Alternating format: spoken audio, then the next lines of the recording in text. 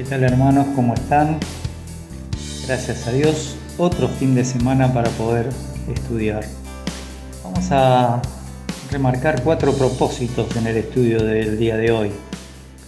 El primero es que tenemos que notar algunas diferencias entre lo que es el día de Cristo para la Iglesia y el día de Yahvé o el día de Jehová del Antiguo Testamento relacionados con Israel y los gentiles. Estos son 2 temas que, si no los tenemos claros, se nos generan problemas en la interpretación de los pasajes, problemas en la interpretación de los evangelios sinópticos, y caemos en el error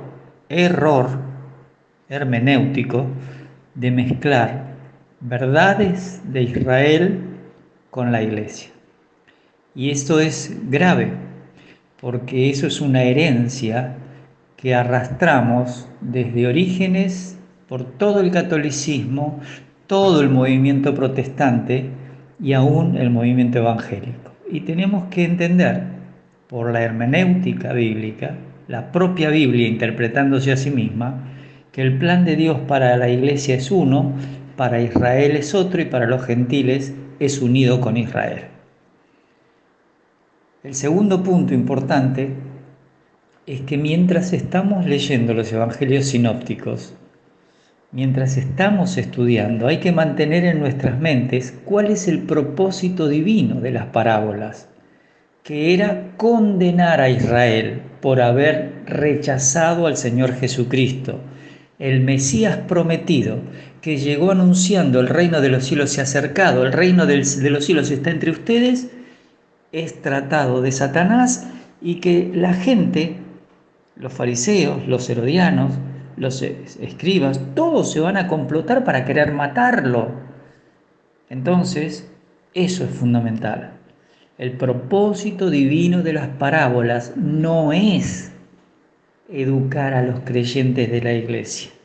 No fue dirigido a la Iglesia porque la Iglesia no existía. Fueron dirigidos a los judíos para que no pudieran entender nada del traslado o de el hecho de que Dios pospone el reino de los cielos o los cielos reinando en la tierra hasta después de un tiempo.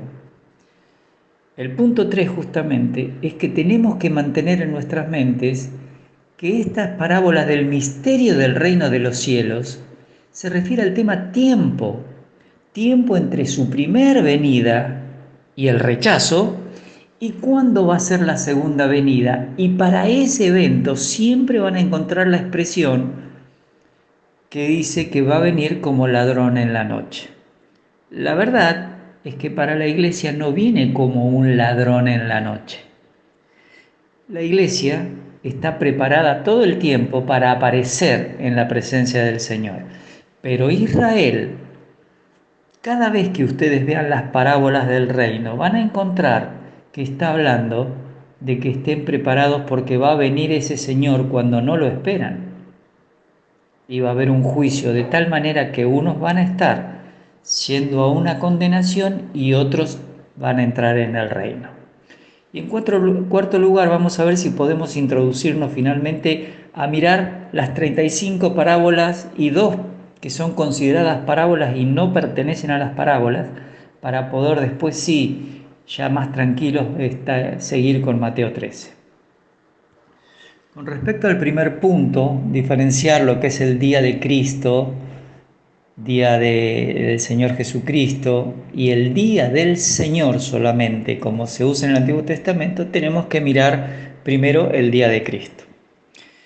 Cuando hablamos del día de Cristo, la palabra de Dios nos indica que está relacionado con la actividad que hay entre los miembros de la Iglesia y su Salvador. No hay que pensar en Israel ni hay que pensar en los gentiles. Básicamente la relación es entre el Señor Jesucristo y su Iglesia. Y esto empieza primero desde el arrebatamiento. Ahí le pongo 1 Tesalonicenses 4, 13 al 18, que algunas personas tratan de decir que eso es la venida de Cristo. No, la palabra ahí traducida venida es parusía, y parusía es presencia. Y no es la presencia de Cristo en la tierra, sino en las nubes.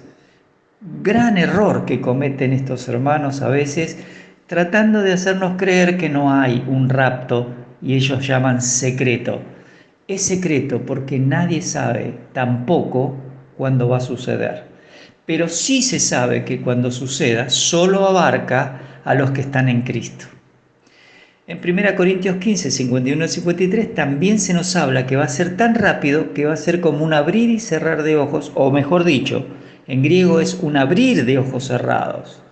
Y entonces vamos a ser incorruptibles. Es muy diferente a la segunda venida, donde es visible, todo ojo le verá. Entonces, ellos tienen que armar una sola venida con varias cosas simultáneas y no hay tiempo para muchas. Así que arranca en el arrebatamiento, pasa por el tribunal y acuérdense que el tribunal de Cristo es el bimá, diferente de la palabra criterion. Bimá tiene que ver con un lugar donde se recompensaba a los corredores, a los que jugaban en los Juegos Olímpicos, a todos se los recompensaba y en especial se premiaba a los ganadores. Y eso lo tienen en 2 Corintios 5:10, donde dice que cada uno de nosotros tiene que comparecer al tribunal de Cristo para que responda, para que aquellas cosas que haya hecho, que sean útiles o que sean inútiles, sean recompensadas. Es un tiempo de recompensas del creyente. No hay un juicio para que el creyente se defina si entra al cielo o no entra al cielo. Ya estando en el rapto y estando en las nubes con el Señor, Él está en Cristo. Punto y aparte. Luego vienen las bodas del Cordero. Eso es mientras en la tierra está la tribulación. Y al final de la tribulación descendemos con el Señor para juzgar a los ángeles. Se juzga en ese periodo, ahora vamos a ver un gráfico, donde, como dice Pablo en 1 Corintios 6:3, ¿saben que nosotros vamos a juzgar a los ángeles? La verdad es que muchos saben, pero no lo saben dónde colocar. ¿En qué tiempo de la línea de tiempo va a suceder? Y esto sigue hasta la eternidad futura, en donde vamos a estar en la Jerusalén celestial correinando con Cristo en el milenio. Y luego seguimos con esa Jerusalén celestial en los cielos nuevos y las tierras nuevas donde mora la justicia. Esto es el día de Cristo. Solamente la iglesia, cada creyente y su Señor. Ahora vamos a ver los textos y ustedes van a darse cuenta por el contexto que se refiere pura y exclusivamente al día que el creyente está con su Señor. El creyente, la iglesia. Filipenses 1:6 dice, estando persuadido de esto, que el que comenzó en vosotros la buena obra la perfeccionará hasta el día de Jesucristo. Aquí, día de Cristo es día de Jesucristo. Aparece también la frase día de Cristo, Filipenses 1:10, para que aprobéis lo mejor a fin de que seáis sinceros e irreprensibles para el día de Cristo. En 1 Corintios 1:8 dice día de nuestro Señor Jesucristo. Fíjense que todos los contextos nos está hablando a los creyentes y está en las cartas escritas por Pablo a la iglesia. Dice, el cual también os confirmará hasta el fin para que seáis irreprensibles en el día de nuestro Señor Jesucristo. Observen ustedes, esto es para la iglesia. Vamos a ver un cuarto pasaje, el día del Señor Jesús, en 1 Corintios 5:5. Cuando se hace la disciplina sobre este creyente que estaba conviviendo con su madrastra, teniéndola por esposa, Pablo dice que hay que disciplinarlo y dice, el tal sea entregado a Satanás para destrucción de la carne, a fin de que el espíritu sea salvo en el día del Señor Jesús. Ese día empieza con el arrebatamiento.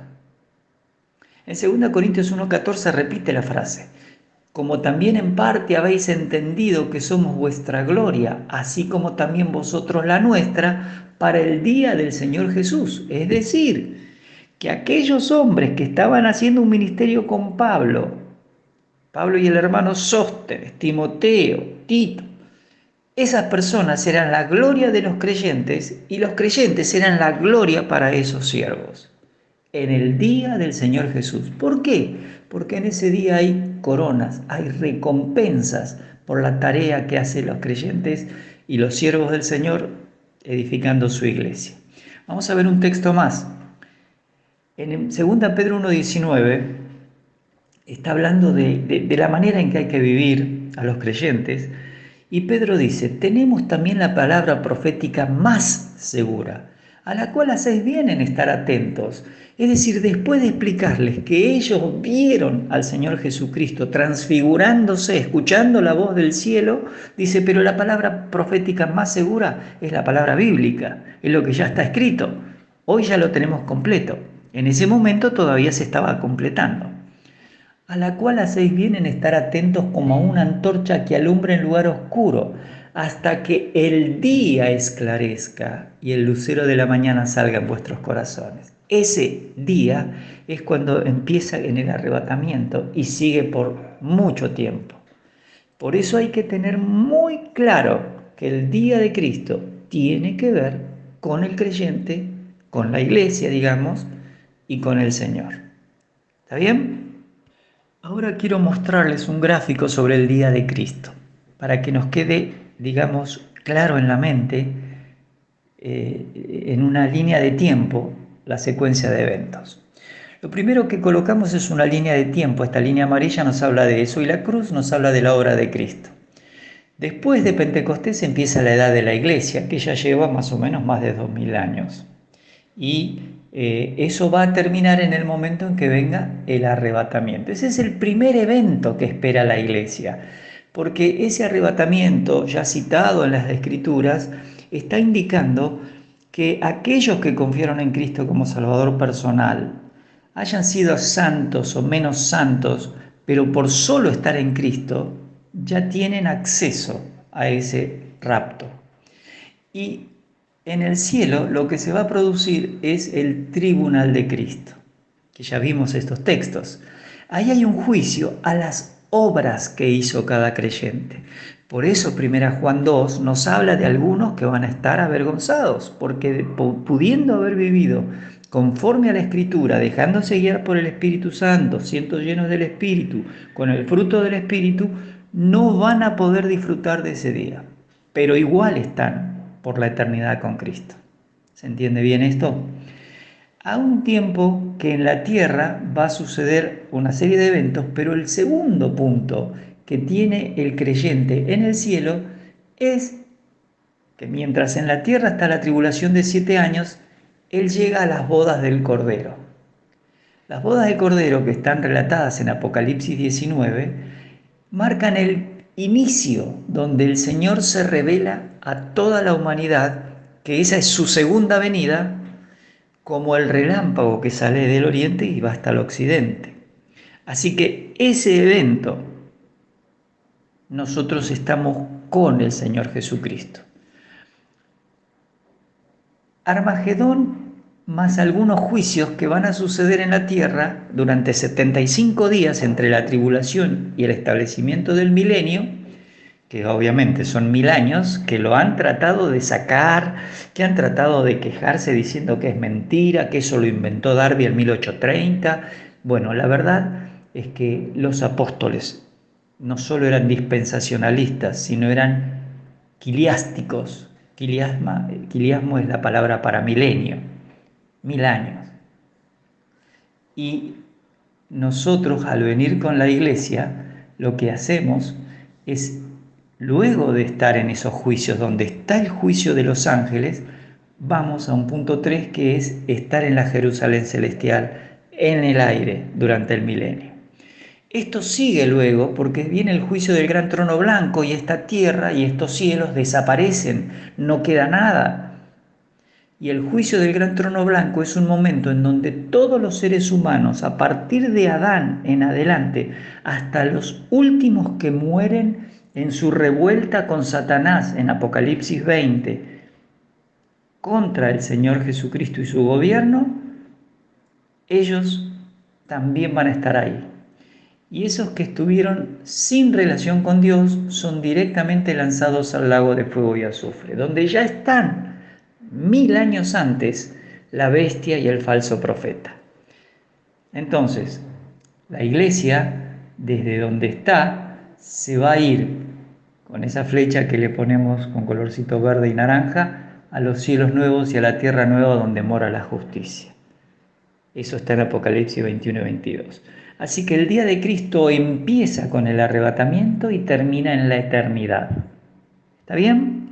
Por favor, impriman estos gráficos, traten de ver los pasajes, porque eso les va a ayudar.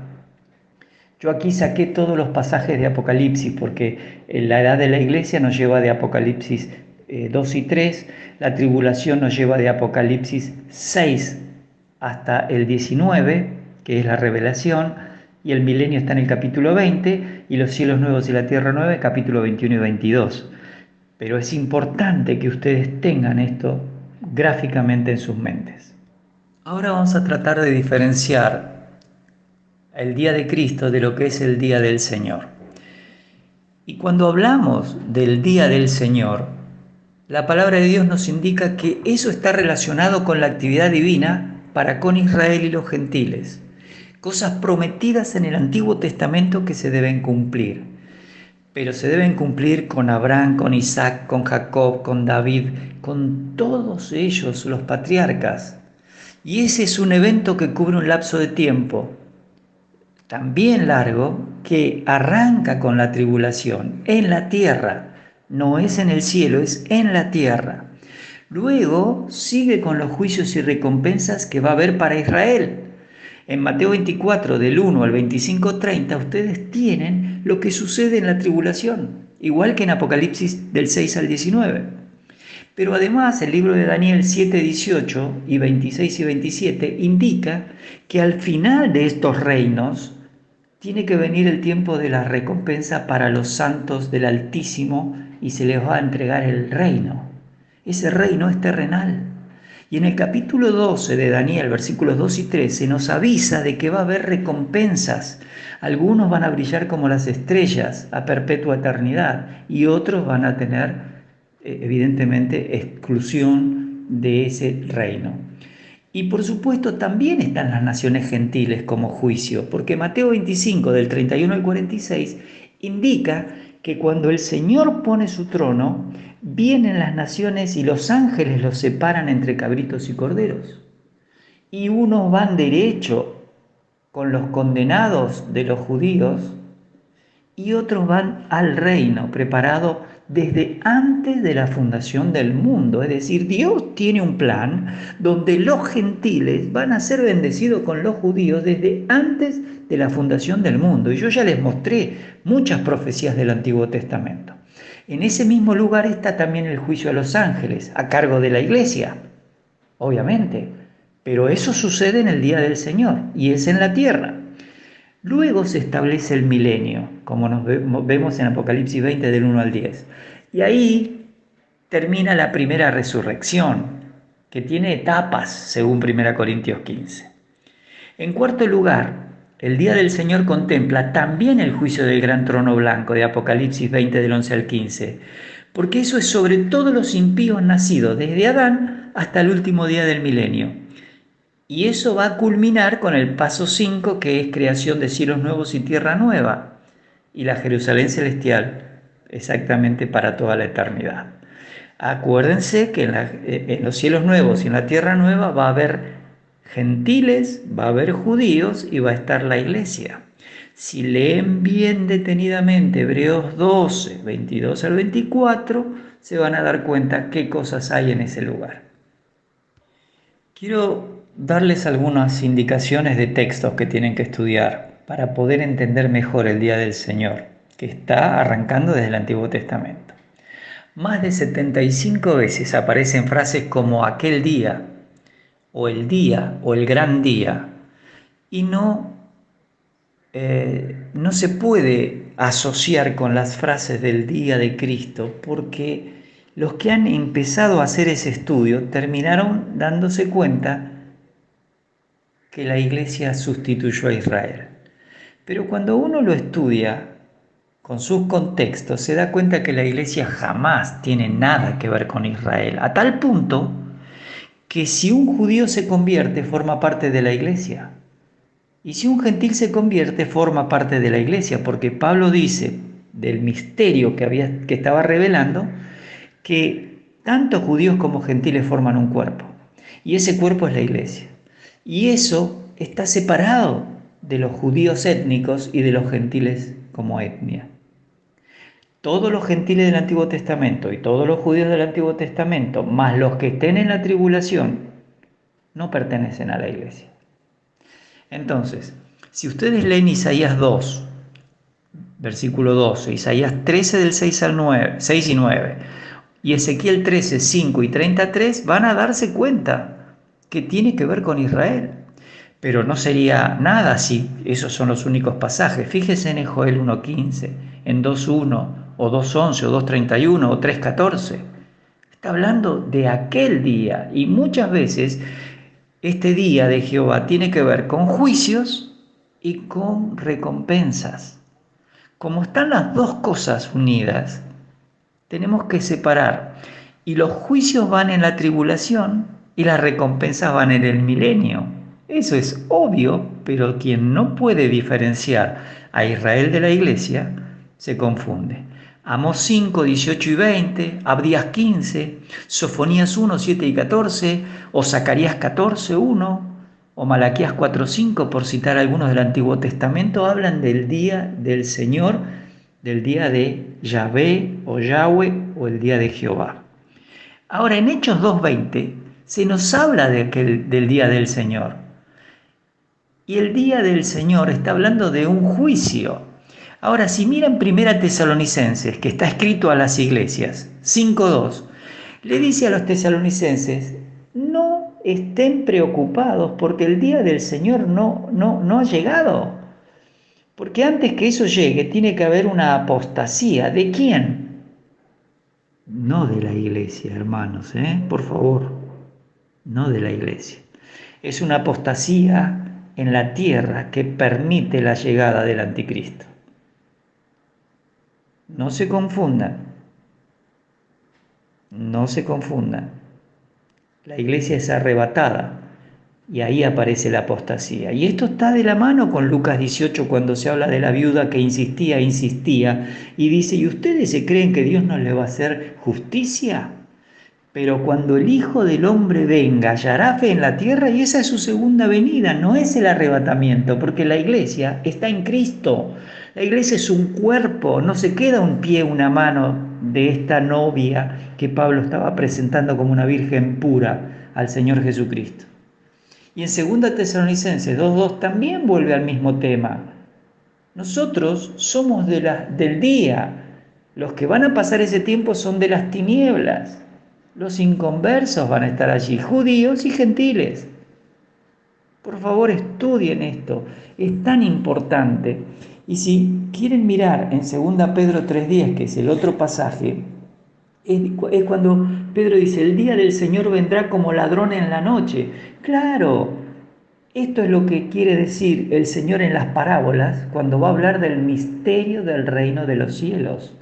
El tiempo entre la primera venida y su rechazo y su segunda venida en juicio va a ocurrir allí, el día del Señor. Por eso le pusimos antes día de Cristo. Revisen por favor los textos. No hay vuelta, son cosas diferentes. ¿Qué es lo que ha hecho que nos mezclemos estas dos cosas? Fue desde Orígenes el catolicismo y siguió con el protestantismo, y hoy los pactistas influencian a la iglesia para que crea que no hay un arrebatamiento. Muy triste, pero no es un problema para los que podemos abrir la Escritura y separar. Ahora quiero que revisemos el tema del día de Cristo, con la diferencia del día del Señor también en un gráfico. Entonces, hemos marcado los textos que hay que utilizar para diferenciar estos eventos, pero ahora vamos a ver el gráfico.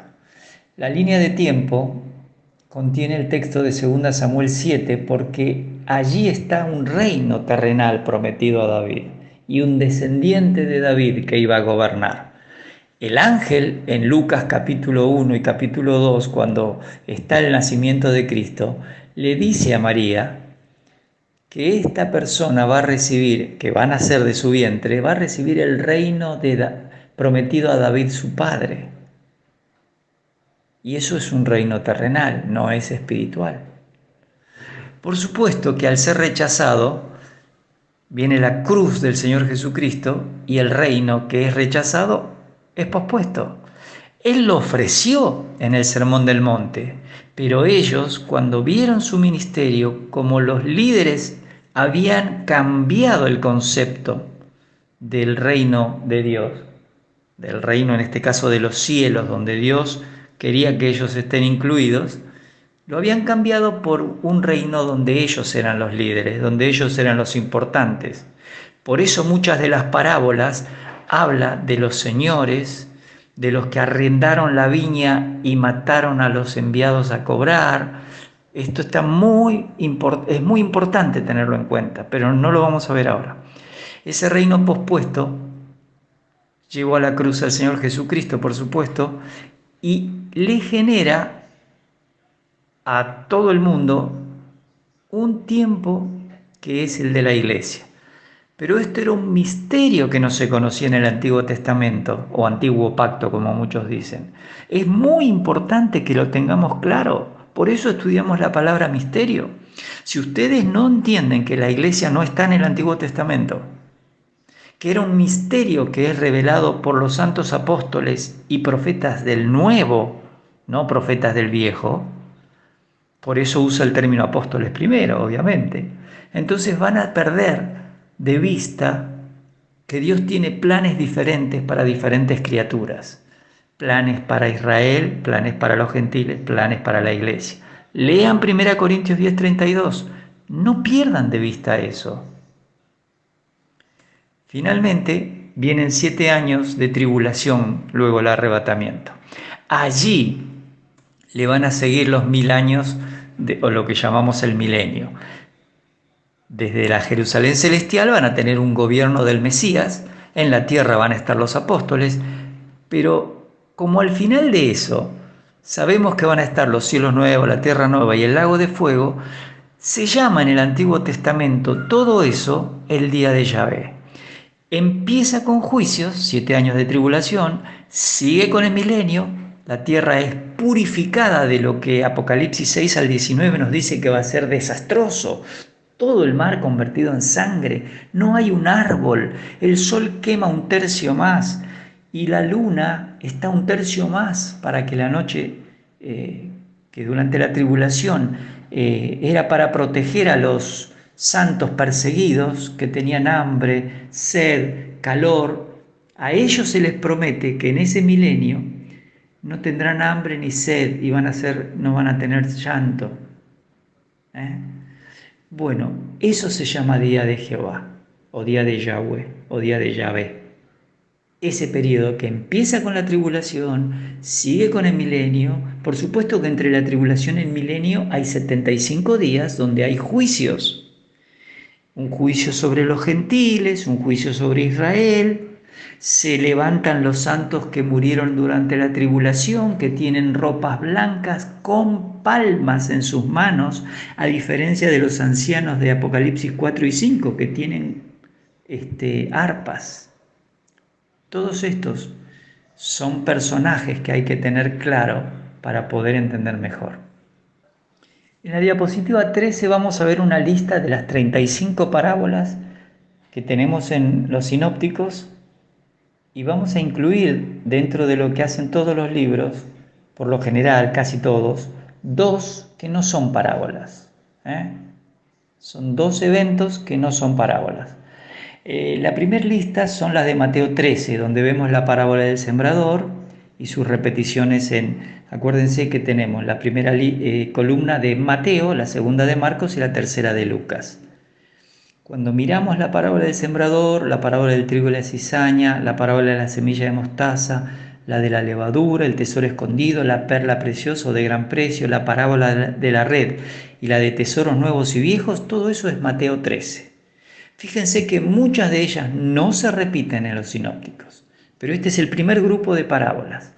El segundo grupo de parábolas vamos a ver básicamente en Mateo y una sola en Marcos, sobre la oveja perdida, la parábola del siervo malvado, los obreros de la viña, la parábola de los dos hijos, que uno quería ir y otro no quería, dijo que iba a ir y no fue, la parábola de los labradores malvados, que se repiten los tres sinópticos, la parábola de la fiesta de las bodas.